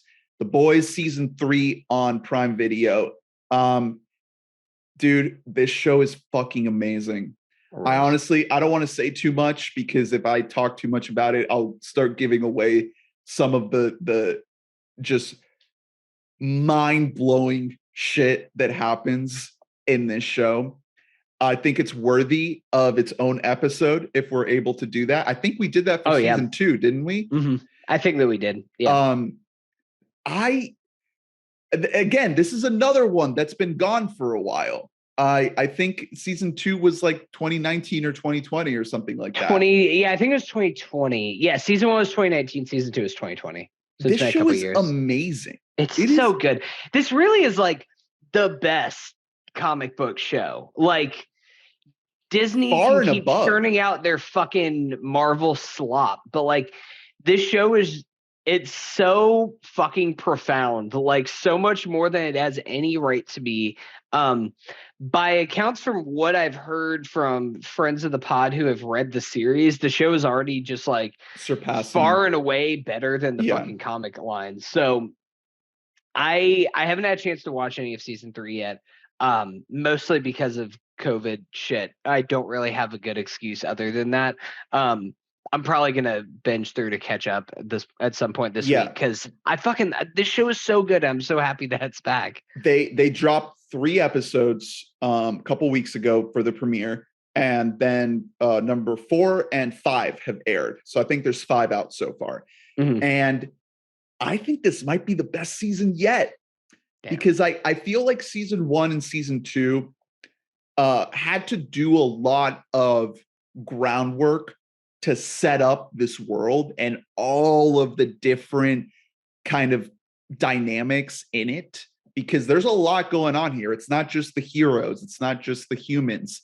It's this company Vought and their history and everything that they're up to. And then you're throwing in like politics and social commentary and drawing connections between heroes and organized religion and in the industrial military complex. And this show is doing a lot, and it's working on a lot of different levels, and the entire time it's working overtime to be a satire about our society and our obsession with superheroes and how connected that is to all of the other problems that we are facing, specifically in American society.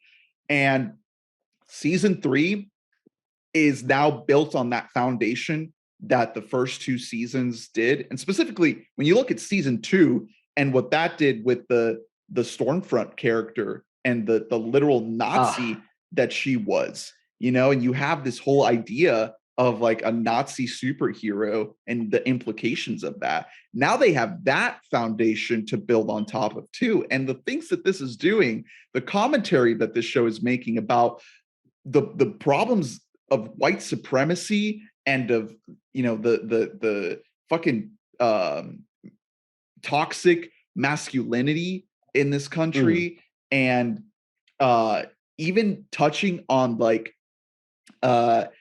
things that are very, very recently put into the limelight, like Black Lives Matter, and how we look at like police brutality. This show's doing a lot. It's got a lot on its mind, and it's working with so many complex ideas, and it wants to be very political, and it wants to not just be a show about superheroes, but use superheroes as a way to talk about the evils of society. And when you do a show about heroes, you also are inherently doing a show about villains.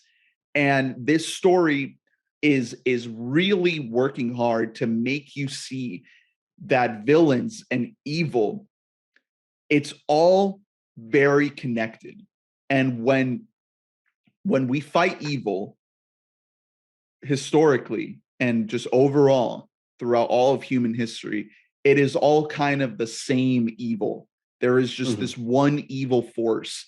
And that's kind of like what the satire in this show is trying to get at, that it's all connected. Everything, all of the evil things, all of the horrible things in the world are all kind of the same thing.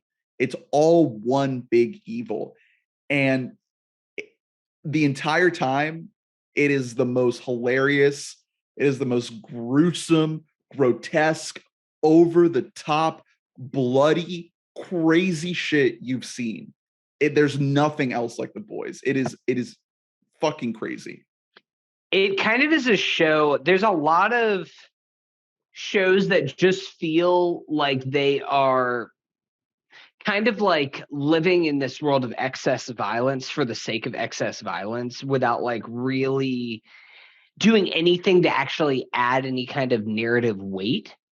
And The Boys is actually trying to make a statement. Like you can't censor down The Boys, or else like it has to deliver everything with the bluntness of a sledgehammer, because that's kind of the point. Is like it's going to just overwhelm you with what it's trying to say in certain things. And like a lot of that is just kind of the subversion of just who, like, be careful who you look up to, be careful who your heroes are. Just that whole thing is something that the show kind of always has looked into. And I mean, it just does it better than anything else that I can think of that's on television, like on television or in film. Like it's just kind of the best version of that, especially as we are in this culture that we're just like inundated by all the superhero and all the IP all the time.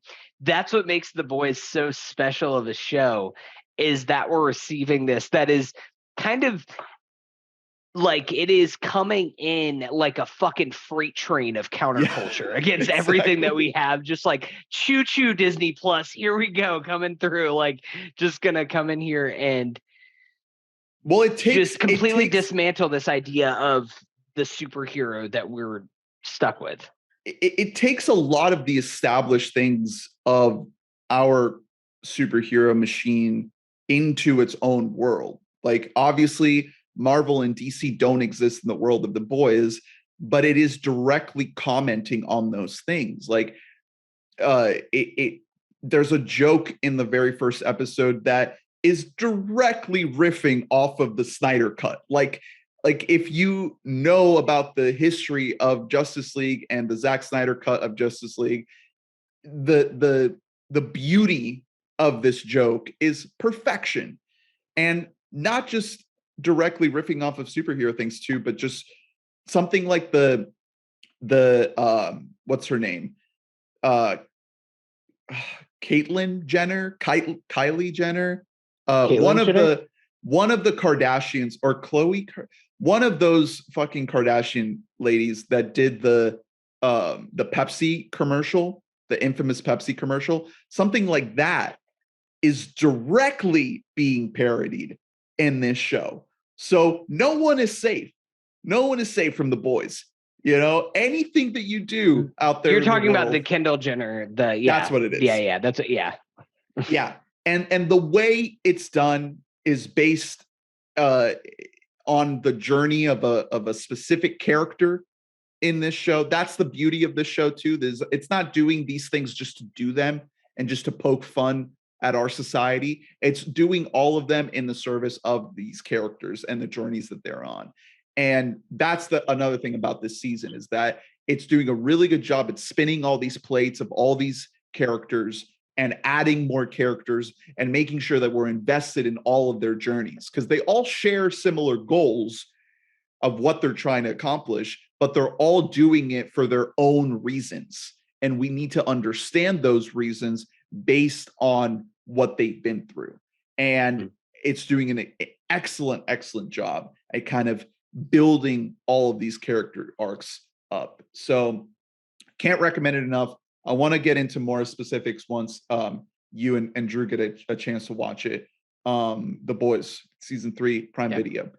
All right, real quick, I want to shout out on FX on Hulu. You can watch it on Hulu. It's called The Old Man, starring Jeff Bridges and John Lithgow. Hunter, go to a man. What if there was an old man? That is the question this show dares to Does ask. he go to a beach? There is no beach yet, but we don't know how he But there's got going to be a old. flashback. Exactly. Where we see him know, get old. We don't know how he got old. So there could still be a beach where he gets old. All right, cool. I am the shocked. Jeff Bridges show. I'm shocked that that I watched this show, and B, that it's amazing. Like, holy shit, the old man is good. It's a good show. I've heard great things about the first. It's only 2 episodes that have come out, right? Yeah. Also, it's directed by John Watts. Yeah, exactly. Isn't that crazy? It's by John Watts. For people who don't know John Watts, we kind of referenced him earlier. He's the guy who made Spider-Man, Homecoming, Far From Home, No Way Home, the Spider-Man trilogy. And now he's making The Old Man. And now he was like, I've had enough of these fucking kids, okay? Yeah. I want to make a movie about old men. I don't think he directs you either die Tom Holland or you live long enough to see yourself become Jeff Bridges. Exactly. He doesn't direct the whole season. I think he's done after these 2. So it's a very kind of classic TV show approach where they just kind of hand off the directing job to different people. But these first 2 are very, very well directed. By far the best directed thing that John Watts has done. Like, the shots are great. He actually goes to locations, dude. He's not in front of a fucking backlot in Atlanta on a green screen. He actually good for him. I'm sure this was nice for him. It was a nice change of scenery, quite literally a change of scenery. Weird fun fact, because I just happened to go on Wikipedia here. The guy who is directing 3 and 4, because it looks like it's 4 directors. John Watts is the first 2. There's a guy named Greg. Excuse me, I'm gonna butcher this name. Yatanes. He was an angel investor in Twitter. Nice. So this man is loaded. Yeah. He's fucking making bank, and he's just like, yeah, I guess I'll just also direct. I'll direct. I'll just direct some television. He has no credits to his name of he was waiting for The Old Man. Yeah, he did he did a couple of shows. He did a couple episodes of Lost, Prison Break, Heroes. Your beloved Heroes. Love Heroes. High School Ernie was a huge Heroes head. So the old man, Jeff Bridges, plays an old man, and he is kind of the titular old man. He's like a retired operative, like CIA adjacent kind of covert ops kind of guy, and very mysterious past. We don't know a lot about what he did, but now he's an old man and he lives alone with his dogs. Very good boy Rottweilers. Very, very good boys. I can tell that they're not CGI. They definitely did a good job with these dogs. And something happens that pulls them back in. And John Lithgow is like the old friend that still works for the government and is very high up in the government. And, you can tell that they have history. And John Lithgow is the guy that was, button up his tie and went to work and did his duty as a employee of the government. And you can tell that Jeff Bridges was the guy who liked to go against the grain, liked to go rogue, liked to do things his own way, and you can get so much just from these little bits that they throw in. They're not over explaining anything. They're not dumping this exposition on you. There are some flashbacks, which, by the way, I'm glad they didn't do any fucking garbage de-age bullshit. And they actually recast these characters with younger actors that do a great job of emulating John Lithgow and Jeff Bridges. But there's a lot more there. There's this whole thing with Jeff Bridges' wife and things that she went through, and she's now dead when he's an old man, and you kind of have to fill in the gaps as to what happened there, when she was young. and he has a daughter that he talks to on the phone, and he meets up with our girl Laurie Strode from The Hey, Leftovers. yo. Yeah, and kind of develops a little bit of a fling there, as she's like basically like his Airbnb host as he's trying to lay low on the run. But man, I was really surprised about this show. I kind of just put it on, as one of those things that I like to do, where I'm just like, all right, what's new? What's the next thing on the docket? Let's throw the old man on. What the hell? And I was so shocked at how good it was. Like, holy shit. It's very well directed. There's an action sequence at the end of the first episode that's all done in one take. And it's like, holy shit, did Jeff Bridges actually do this action scene? Like, how did they pull this off? This is an old man and he's doing this intricate kind of stunt fight. Yeah, really, really loved it. Great characters, great tone, very subdued, kind of moody, kind of crime thriller type of vibe. And I'm going to keep watching. I'm really, really intrigued. It's The Old Man. You can watch it on Hulu. I'll check it out. You kind of sold me a little bit. Honestly, I didn't think much about it until I have heard at least that the first 2 episodes are good. We love Jeff Bridges. A lot of he's great in everything. I will say a lot of these shows that are like John Watts is involved are like really good for the first 2 episodes and then like kind of take a dip. I'm thinking specifically of Raised by Wolves from a few years ago. Yeah, what was that? Remember that was Ridley Scott? Yeah, remember the first 2 episodes? We were like, this is really good and like really interesting. And then Ridley Scott left and just nosedived afterwards. So maybe I'll wait to see how 3 and 4 are received before I dive into the Old Man. I'll check back in and I'll let you know. Yeah. Yeah, let me know if it's worth seeing this man get old. Just based on these first 2 episodes, you don't get Jeff Bridges and John Lithgow just to do a paycheck job. Maybe you do. I don't know, but at least Jeff Bridges is pretty good. John Lithgow shows up in some shit. As much as I love the guy, but they're really good in this. Like that's the thing about the show, is that like it feels worthy of having them be a part of this story. Like you're like, oh my God, like they're really getting to like do actor work, like it balances having them like give these kind of monologues and do their actor thing, and also just be in like a cool crime show too. Do you know what, without looking at IMDb, do you know what the last performance was that Jeff Bridges did? It's a movie that we saw that I think we talked about on the pod. Jeff Bridges. I will say it's 2018. It's been 4 years since he's been in something. He's been holed up getting old.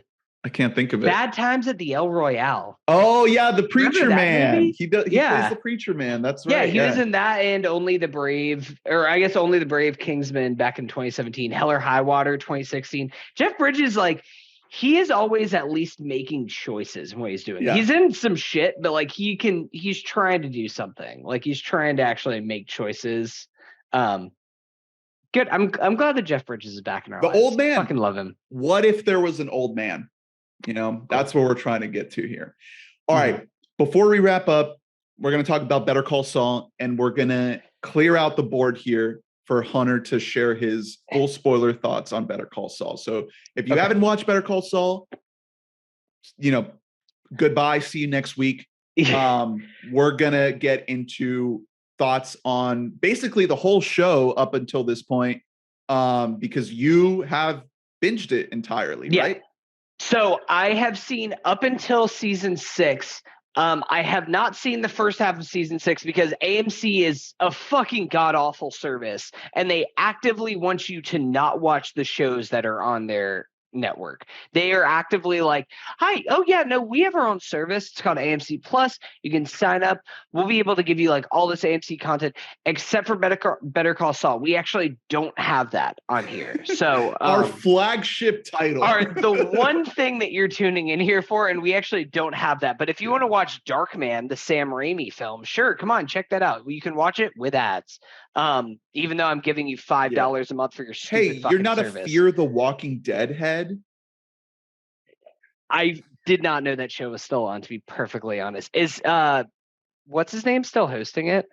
No. Fear the Walking Dead is a spin-off of The Walking Dead. No, but is there also still the after show? Oh, Talking Dead. Yeah, Chris Hardwick. Yeah, Chris Hardwick. Does Chris Hardwick have a Better Call Saul after show? Talking Saul? I don't know. Talking Saul? Probably. Dude, fuck Chris Hardwick. I hate that. That guy's a piece of shit. Anyways, Better Call Saul. Watch the first 5 seasons on Netflix. Kind of binged through it. I saw season 1 right around whenever it came out back in like 2015 or so, 2015, 2016. It was good. Like Breaking Bad. And I'm saying this like Breaking Bad because I think that a lot of people now just think about Breaking Bad and only think about the last few episodes, the last like season and a half that are just like electric fireworks all the time. But Breaking Bad starts pretty slow. And Better Call Saul, I would say, starts even slower. Season 1 was, I respected the hell out of it, but I did find it to be a little bit too kind of, we're moving a little bit in slow motion here, trying to set up everything else. And I think that that's really only on season 1 because I kind of picked up, I watched like a little recap just as a refresher for season 1 and then jumped right in season 2, episode 1. And maybe it's because I was just more in the right mindset. Maybe it's because the show itself picks up, but it fucking owns. I like kind of couldn't stop watching the show. I've been behind on a lot of other TV and movies and stuff like that because pretty much anytime that I had a free moment, I was just watching Better Call Saul instead of whatever else. It's that good. It's so good. I know, Ernest, you've said this before, but like it might be better than Breaking Bad. Yeah. I don't know if that's okay to say or not, but like it might be better. Especially that 5th season, dude. Dude, season 5, it was doing like the show was already, I would say, arguably more consistent than Breaking Bad. Breaking Bad, of course, has like these unbelievable highs, these incredible episodes of television, but also it does kind of meander and like Walt's just kind of like doing his thing for like a 3-episode stretch, and you're like, come on, let's keep this train moving a little bit. And Better Call Saul, I would say, it's better at juggling multiple plot lines at the same time. It's better at just being like, all right, so we have this Saul plot line over here with him and Kim, or Jimmy and Kim. And then we're going to jump over here to this cartel stuff and see what's going on there. And then like, also we're going to have Mike come in here. And season 5 is kind of the beginning of all these plot threads starting to intertwine together more. And a lot of that is due to who I think might be like one of the best villains that I've seen in television in some time, Lalo Salamanca. Hell yeah. Tony Dalton. Dude, this man is fucking terrifying. But so charismatic too. That's the thing. That's what makes him so much more terrifying, is that like he genuinely is just like kind of, you can't look away from him. You can see his charm and like why people are drawn to him, and his smile is infectious, but also it's infectious like COVID. Like it's gonna kill you if you let him into you. It's so true. It's just kind of it's undeniable what he's doing in this show. It's insane. It's so fucking good. I want to watch the rest of this show. I just like want to catch up. No, I'm just gonna end up having to pay fucking like $5 per episode to rent them, I guess. Somebody tell us like who we need to email at AMC to just start be like, begging. your streaming service that you have, would you like to like tick those numbers up a little bit, because I have an idea for you. Do I need to like bootleg, like buy like a VHS bootleg off of eBay to watch your show? Is yeah, that I shouldn't have to do that. Especially because part 2 is coming out, I believe it's in July, right? Yes, July 11th. Yeah, it's right around the corner. So they better figure something out if people want. They got to get their shit together, because I want to watch this goddamn show. I'm really excited to see kind of where we end up going. Vince Gilligan is directing a couple episodes. I didn't realize until looking at season 6, and I've been very, very careful with my searches on Google and everything. Yeah, because there's some big things that happen. I don't want anything spoiled for me. I do see on here that like season 6, Vince is of course directing a couple episodes. Rhea Seehorn directs an episode. Giancarlo Esposito directs an episode. And they're great episodes. Dude, this fucking owns. Like, the show's so goddamn good. I mean, we've been out here, even he didn't need this show to tell us that Bob Odenkirk is a king, but Bob Odenkirk is so good. Rhea Seehorn.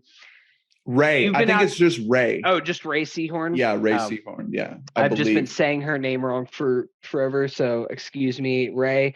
It's spelled weird, so. You've been saying, like, screaming that Ray Seehorn is incredible for years now, and Kim Wexler, dude. Dude.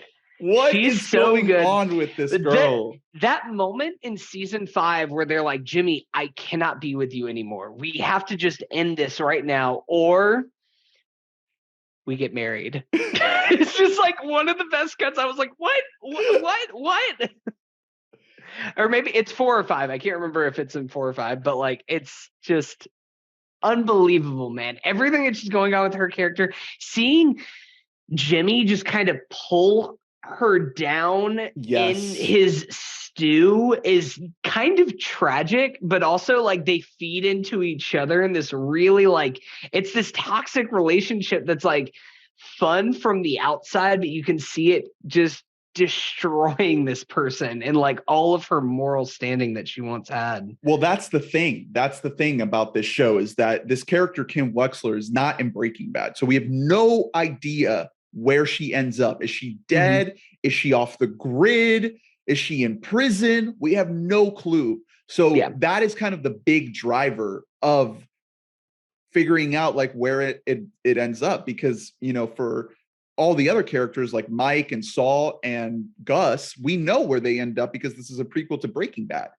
But when you look at her, when you look at a character like Nacho, when you look at even Lalo, that's where the intensity of the drama and the intrigue is really. Not to take anything away from the other characters, because those actors are doing an incredible job, but that's the magic of this show, is that it's able to craft a character like Kim and have us feel so deeply invested in her. And yeah, Ray Seehorn, fucking amazing performance.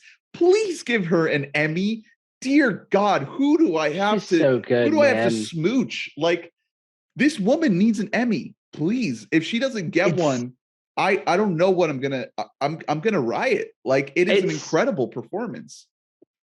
She's so good. You mentioned him, but Michael Mando as Nacho. Just talk about somebody who, like, I just love him and I just want to protect him. And I know that I can't. And that's killing me. Just the end of season 5. So since we're kind of in spoilers here. Spoilers for a season that came out 2 years ago. But a season that was my #1 show of that year, mind you. Yeah. I can see why.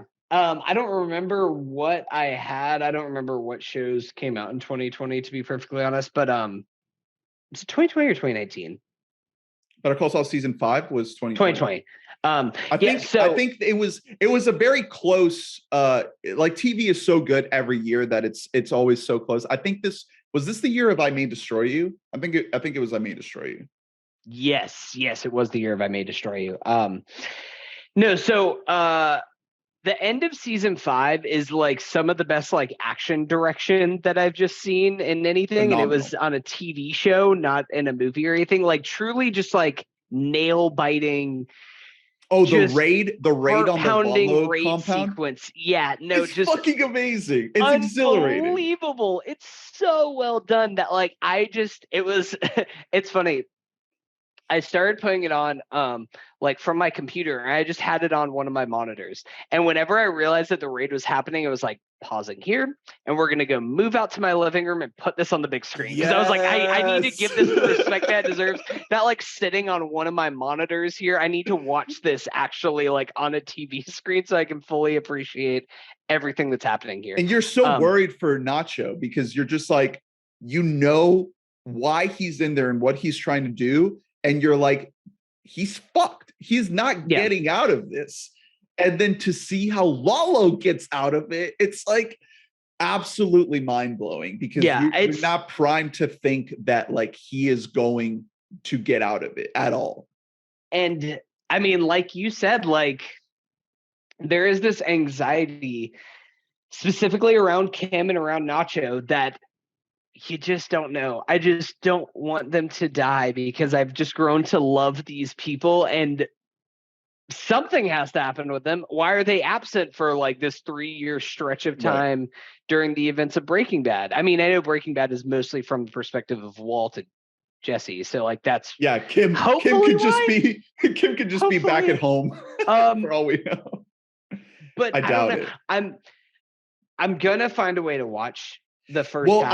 I just looked it up. So if you have YouTube TV or any cable service, they are going to air a day-long marathon on Friday, July 1st. So I'm just gonna have to get YouTube TV and set my DVR.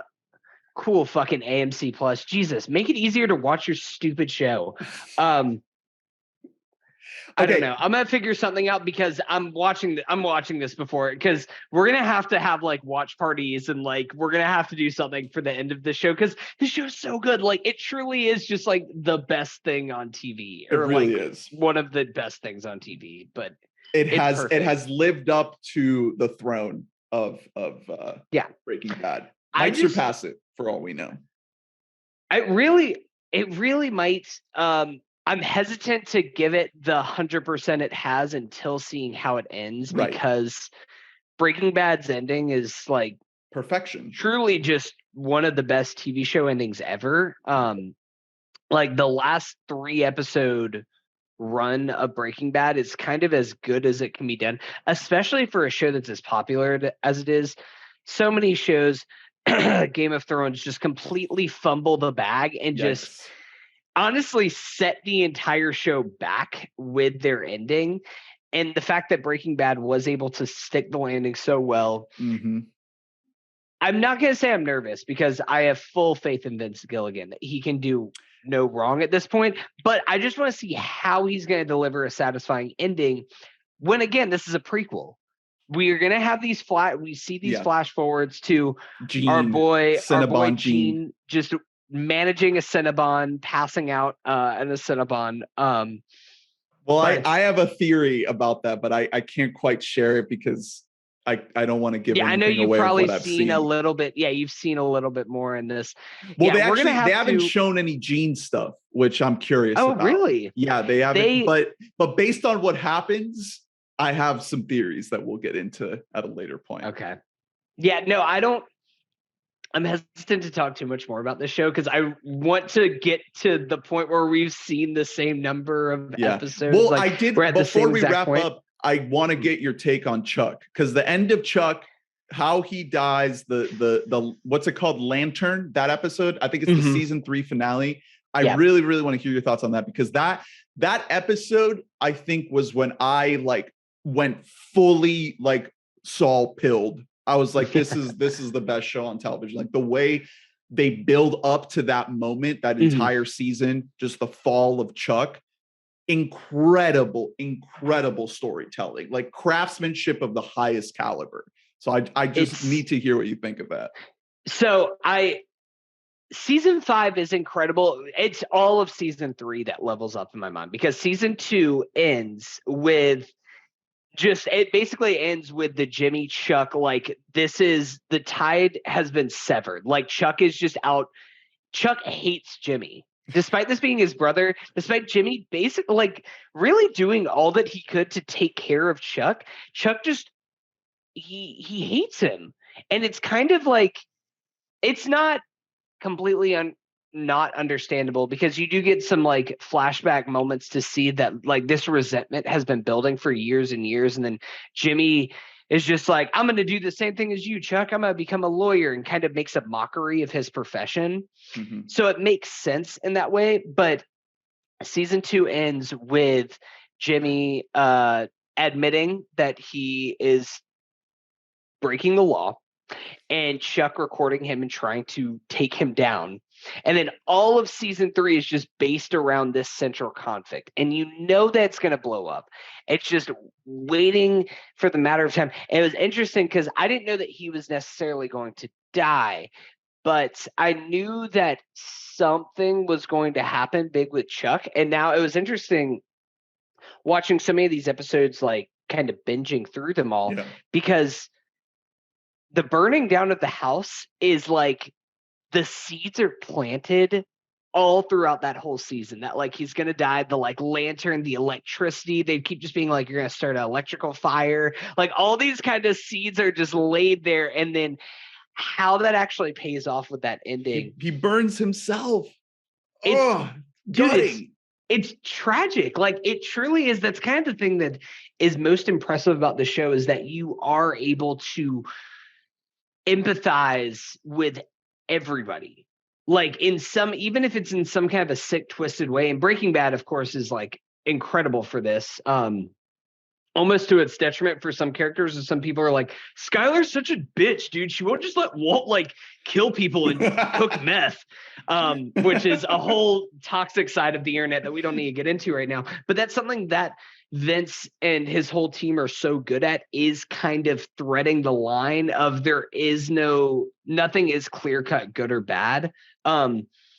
Even Lalo, kind of skipping ahead a little bit, I think that one of the things that makes his character kind of great is that he's evil, but also it kind of helps that we know how evil Giancarlo Esposito is. Like, we know how evil he is. So then therefore, like, that's informing us that we're like, well, he's against like Giancarlo against Gus right now. And I know how evil Gus is. So therefore I like kind of can't truly hate Lalo in this situation either, that it's so good at blurring the lines between these two things. Specifically talking about Lantern and how that episode ends. It's just incredibly well directed. Like, it's really, really well done. The way that it's set up, kind of the breaking point for Chuck, where it's almost in like a comedic scene of Jimmy just being like, haha, I'm gonna pull it over on Chuck. I'm gonna raise his insurance rate and say that he's like lost his mind and everything else. Whenever he just goes in there just to like lower his own insurance premiums, that doesn't work. So he's like, well, I'm actually gonna fuck over my brother too. And the fact that's like in almost a throwaway comedic scene, it feels like, is the thing that kind of the trigger point of everything. Is unbelievable. The shadow that not only is death, but who feels responsible for his death has now left over the show. Is really, really interesting. Especially because that's the story of the whole show, right? Is how does Jimmy become Saul? What are the things that lead to this guy kind of breaking bad, so to speak? But it's not just Jimmy. It doesn't just affect Jimmy. It really affects Howard, because Howard blames himself. He says, I was the one who pushed him out. I was the one who pushed him to kill himself. And his scene where he's like in season 4, where he's like telling Jimmy, like, I did this, I feel responsible for this. And Jimmy just conveniently just decides to leave out the fact that, oh no, I was actually like, literally, like, I was solely the reason why he did this, because 1, I like completely embarrassed him in court, and 2, I literally raised his premiums that caused you to fire him. Like, it's so well done. This show is just, it is a show with no fat in the best possible way. And but also takes its time. It draws things out without feeling like it's unnecessary. Like it's on its own tempo. And that's what sets it apart, that you can kind of sit back and know that everything you're seeing has been carefully thought over to the slightest little detail, and that you're in the best hands possible creatively.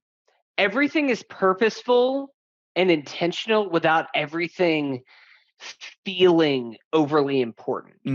And that's kind of, it's like an undeniable quality that only the best pieces of television have. Even something like Atlanta, which is, I mean, also just up there, is just the best thing in television. We're going to do a whole episode on Atlanta and Barry.